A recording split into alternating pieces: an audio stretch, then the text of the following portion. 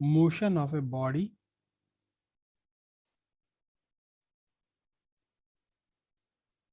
through a tunnel,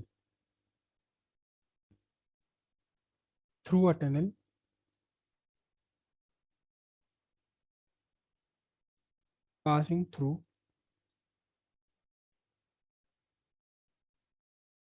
center of earth। एक tunnel है और वो टनल अर्थ के सेंटर से पास हो रही है। पहले डायग्राम ड्रॉ कर रहा हूं।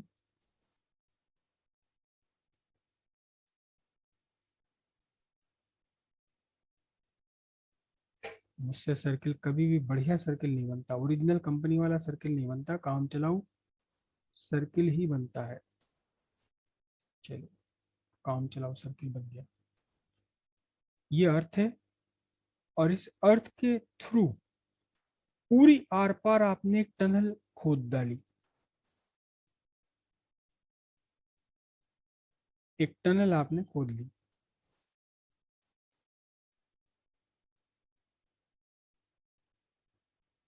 और कौन सी टनल है? जो अर्थ के सेंटर से पास हो रही है।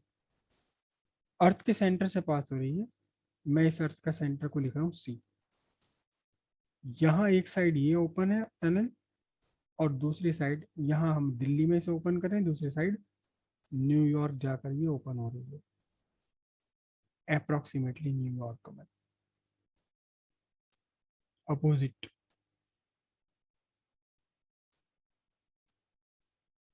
ये आपका अर्थ हो गया। मुझे कॉपी पे यहाँ सर्किल पूरा दिखाई दे रहा बढ़िया वाला, और कैमरे में ये अजीब सा सर्किल आ रहा है। एनीवे, डिस्टॉर्शन तो होती ही है सब जगह। हाँ जी, ये हो गया डायमीटर ऑफ द अर्थ। ये डायमीटर ऑफ द अर्थ हो गया। ठीक है, अब आपने एक ऑब्जेक्ट को यहां से टनल में छोड़ दिया, तो अर्थ की प्रॉपर्टी क्या है? Attraction towards the centre of earth. इसके ऊपर अर्थ की तरफ, सेंटर की तरफ अट्रैक्शन लगा, बॉडी सेंटर की तरफ गई, सेंटर की तरफ गई, सेंटर पर पहुंचा। सेंटर पर पहुंचते पहुंचते बॉडी ने मोमेंटम गेन कर लिया, मोमेंटम गेन कर लिया, तो सेंटर पे रुक जाने वाली नहीं है। हालांकि सेंटर पर पहुंचकर अर्थ का ग्रेविटेशनल फोर्स जीरो हो गया। सेंटर पर अगर आप हैं तो अर्थ का ग्रेविटेशनल फोर्स जीरो है सेंटर, लेकिन सेंटर पर पहुंचते पहुंचते बॉडी ने मोमेंटम गेन कर लिया, चल रही है, मोशन में है, तो सेंटर को पार करके फिर आगे निकल गई। लेकिन जैसे सेंटर को पार करके निकली वैसी ग्रेविटेशन फोर्स से वापस सेंटर की तरफ लाने की कोशिश करेगी, तो कहीं ना कहीं पहुंच करके रुक जानी है ये, फिर वापस सेंटर की तरफ जानी है। सेंटर को पार करते करते इसने फिर मोमेंटम गेन कर लिया, सेंटर पर रुकी नहीं, सेंटर को पार करके आगे निकल गई, और इस तरह से मोशन आपका इस टनल के अंदर चलता रहेगा। देखते हैं कि क्या ये मोशन सिंपल हार्मोनिक मोशन है या नहीं है। टनल का एक सिरा है ए और दूसरा सिरा है बी। किसी इंस्टेंट पर आपकी इस बॉडी की पोजीशन है पी। बॉडी की बॉडी की पोजीशन है पी, जहां की ये कितने डिस्टेंस पर है? ये अर्थ के सेंटर से y डिस्टेंस पर है। और जबकि अर्थ की रेडियस क्या है? ये पूरी रेडियस है। Radius of earth is R E. किसी इंस्टेंट पर बॉडी पॉइंट पी पर है, कितने डिस्टेंस पर? सेंटर ऑफ अर्थ से y डिस्टेंस पर। तो फिर इस पर एक फोर्स लग रही है towards the centre of earth, force. तो ये फोर्स कितनी होने वाली है? फोर्स कितनी होने वाली है?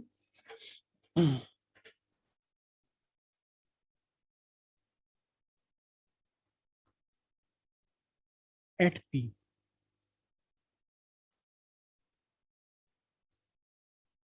Gravitational force on the body, body पर लगने वाली gravitational force W is equal to M G dash.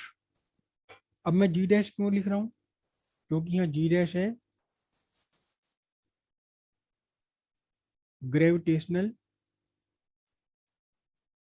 Acceleration at P eight depth D. Depth D पर ये ग्रेविटेशनल एक्सेलरेशन है।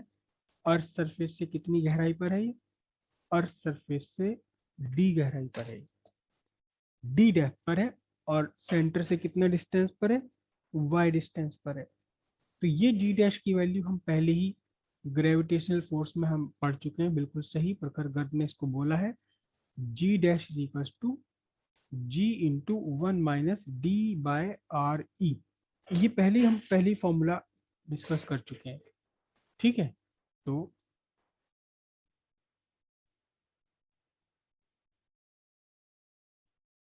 रिस्टोरिंग फोर्स F कितना हो गया? -m, और G की वैल्यू कितनी है? Sorry, F equals -mg1 - d/r। Negative मैंने क्यों लगा दिया है? निगेटिव मैंने इसलिए लगा दिया क्योंकि जो डिस्प्लेसमेंट है वो C से P की तरफ है। बॉडी को हम ये मान के चलेंगे C से थी P पर चला गई, लेकिन डायरेक्शन ऑफ फोर्स कहाँ है? डायरेक्शन ऑफ फोर्स कहाँ है? P से C की तरफ को, सेंटर की तरफ को। तो दोनों एक दूसरे के अपोजिट आ रहे हैं। This is the displacement y।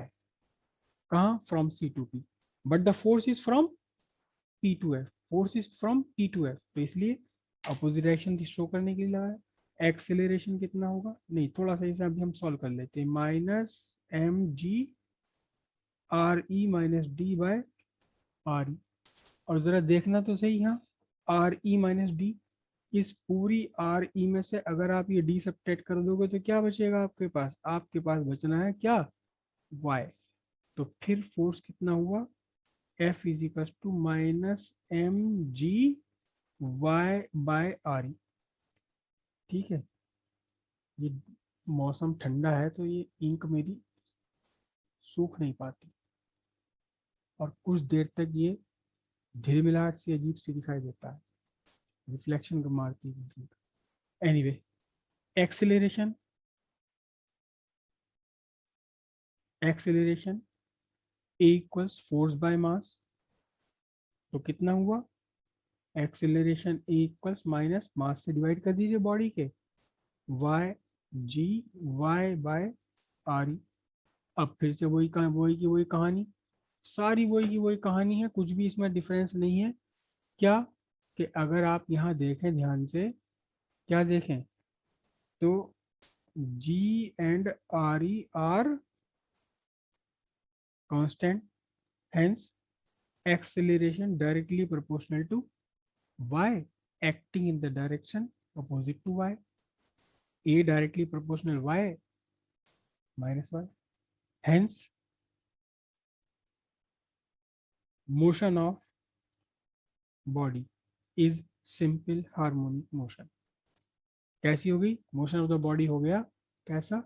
Simple harmonic motion. और सिंपल हार्मोनिक मोशन होते ही, प्रूव होते ही, सिंपल हार्मोनिक मोशन प्रूव होते ही हम सीधा सीधा क्या आएंगे?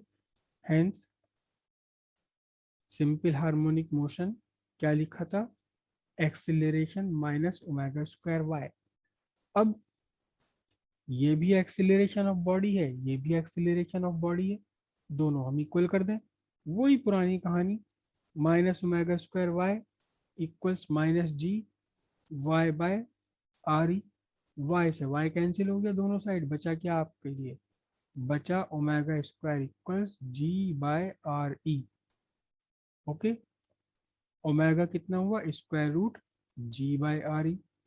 और फिर ओमेगा को आपने सब्स्टिट्यूट किया, 2 पाई/T equals square root of G by R E. और यहाँ से आप रेसिप्रोकल ले लीजिए, टी इज इक्वल्स टू बन जाएगा 2 pi square root R E by G second.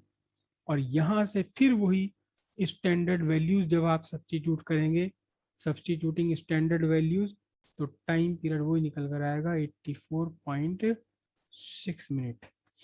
84.6 minute का टाइम पीरियड है ये। कौन सा टाइम पीरियड है ये? टाइम पीरियड वो टाइम पीरियड है जबकि बॉडी, जो भी आप टनल में चला रहे हैं, ये ओ से ए तक जाए, ए से वापस ओ पर आए, फिर बी पर जाए, फिर वापस ओ पर आए।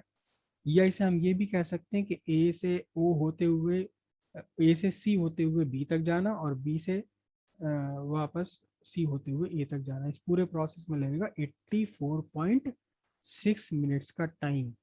यानी कि वन साइड जर्नी कितनी होगी, 84.6 मिनट से भी कम होगी। कितनी होगी, 42.3 मिनट, 42.3 मिनट, पौन घंटा, 45 मिनट समझ लो अप्रोक्सीमेटली। दिल्ली से न्यूयॉर्क केवल 45 मिनट में। तो मैं सोच रहा हूँ मैं बिजनेस यही शुरू कर दूँ, एक टनल खोल दूँ, यहाँ से अपना एक आदमी को यहाँ डाल दूंगा दिल्ली में, उधर भी मेरा साथी खड़ा रहेगा। वो जैसे ही वहां पर पहुंचेगा न्यूयॉर्क, वो खींच के से बाहर निकाल लेगा। फिर वो उधर से किसी को डाल देगा, मैं खींच के बाहर निकाल लूंगा। तो बिजली बिजली, ट्रेन व्रेन किसी का कोई चक्कर ही नहीं है, अपना आराम से काम होता रहेगा। देखते हैं, देखना पड़ेगा टनल वनल की कॉस्ट क्या आएगी। तो पूरी के पूरे टनल में मोशन करने में केवल 84.6 मिनट आपको लगने हैं। साथ ही साथ ये सिंपल सी बात है, आपको साफ दिखाई दे रहा है कि कहीं भी टाइम पीरियड के फॉर्मूले में कहीं भी मास नहीं आ रहा है। मास बिल्कुल भी नहीं आ रहा है टाइम पीरियड के फॉर्मूले में। मतलब यह है कि कभी भी टाइम पीरियड मास पर डिपेंड नहीं करता। अभी तक का, आगे चल के एक आध क्वेश्चन आएगा जहाँ मास पर भी डिपेंड करेगा ही, लेकिन यहाँ टाइम पीरियड मास पर डिपेंड नहीं करेगा। इसका मतलब सिंपल सी बात क्या है, सिंपल सी बात यह है कि किसी ने मुझसे कहा कि मेरा हाथी ऐसे न्यूयॉर्क न्यूयॉर्क पहुंचा दो। मैं क्या कहूँगा, चल भाई चलो, मैं हाथी को यहाँ डालूंगा, वो हाथी 84.6 मिनट का आधा टाइम में पहुंचेगा न्यूयॉर्क, निकाल कर उसे बाहर कर लेंगे। फिर किसी ने कहा भाई चूहा भी है, इसे भेजो, तो मैं चूहा डालूंगा यहाँ, और वो पौन घंटे में कहाँ पहुंच जाएगा, न्यूयॉर्क पहुंच जाएगा, और वो उधर निकाल लिया जाएगा। हाँ।